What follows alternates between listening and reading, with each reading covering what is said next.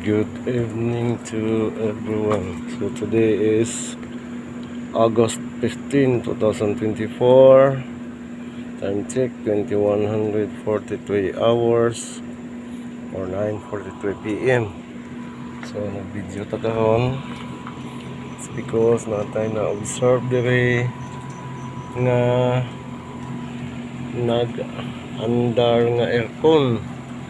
Kini siya nga aircon is doon ni siya sa main door sa PID 301 na siya. PID 301 nga room. So gibiyaan nga wala na off. O ato sang gipangita kung asa ang kuan switch niya or kuan wala na to mahibal wa na to makit kung asa ang kuan na nga ang off. Siguro kuan na siya remote control nga kuan aircon. So mo siya, so nag-andar na siya karon.